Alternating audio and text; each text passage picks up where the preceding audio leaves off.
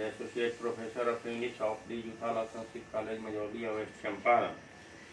Today I am going to teach the students of Upshastri first year, a prose piece which is prescribed for them, known as, and the title of the piece, prose piece is National Unity, Union, Nation and Nationalism. The title of the prose piece is National Unity, Nation and Nationalism. This prose piece has been written by Jayaprakash Narayan. Jayaprakash Narayan was called Lok Nayak also. He was a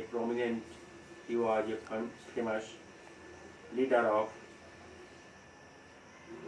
modern India. He was a great social thinker and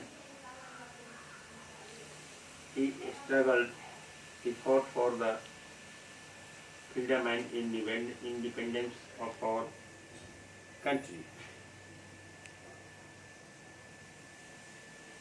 He also acted against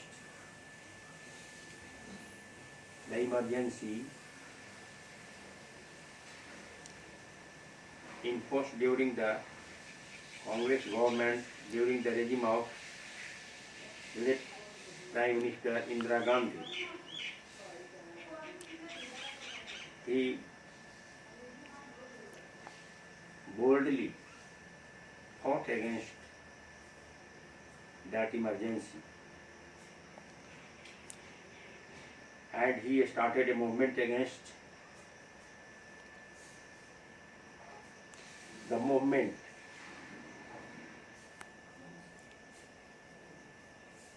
against suppression of civil liberties, and that movement is known as AJP movement, in which he acted against the suppression, the overrule and different other tormenting attitude of our officers and leaders during the emergency period.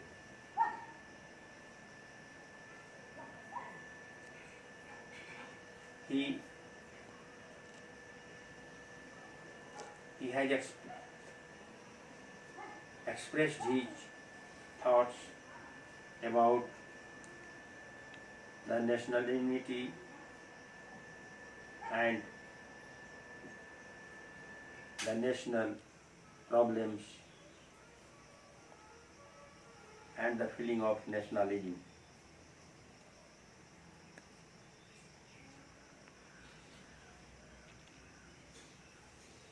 He thought how the national integrity would be maintained and how our national unity can be maintained and how our nationalism, the feeling of nationalism can be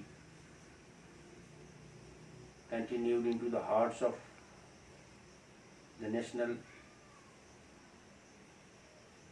citizens, the citizen of India. Those days, the feeling of national integrity was on the peak point during the Congress government. The people of Punjab and Haryana were fighting against the Congress government for their liberation.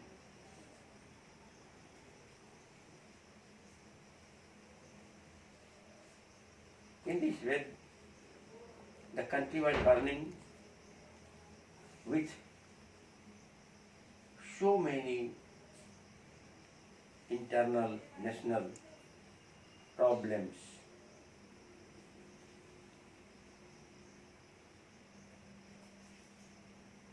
that seemed those days out of control,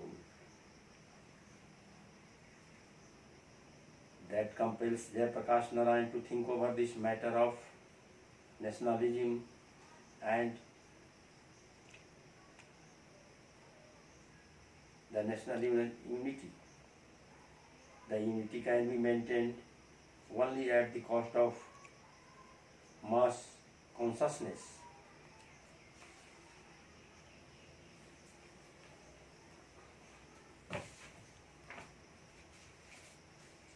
According to him, national unity, nation and nationalism is a matter of great thought, and the history of 1857 and 1885 are more important,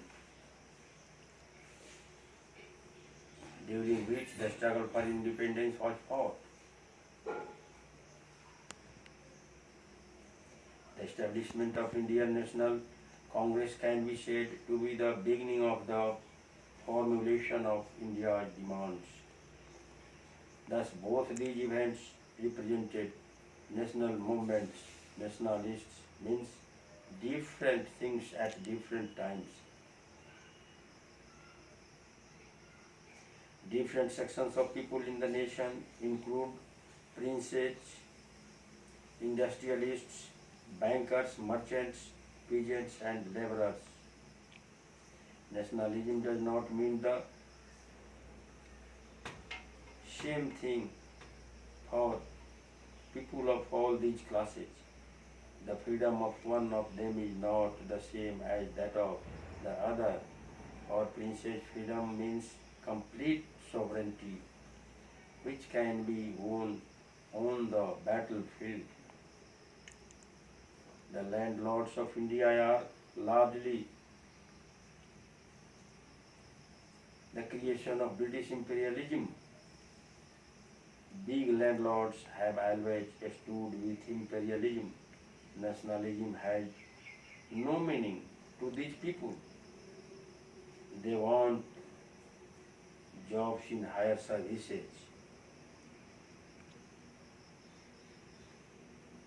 They also want to maintain balance of power by getting political power. The landlords don't want to help the poor section of our society. Nationalism to industrialists means complete freedom to exploit the country's resources to build up their fortune. For this they require a great deal of control over the state. Indian industrialists are unable to oppose imperialism. They would be satisfied with facilities of economic development. They would support nationalism only.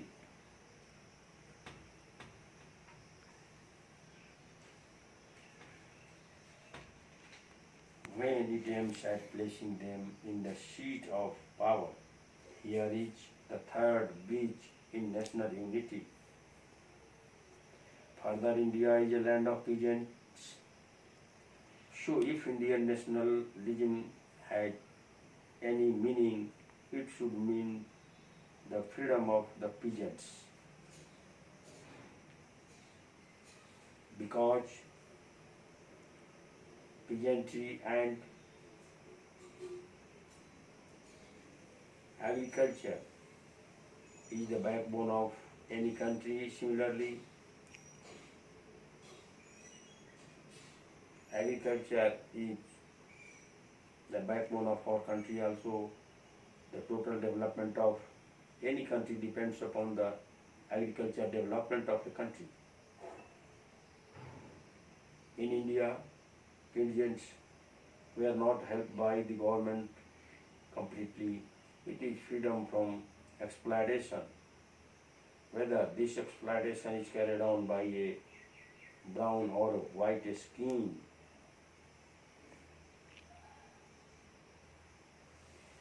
As for the method of struggle, peasants have always known direct method. Such action is always dangerous. Workers' freedom means freedom from wage slavery, and they should be paid a good deal of wages, a good amount of wages. Thus, in this way, Jayaprakash Narayan thought to a great extent to save the people of India.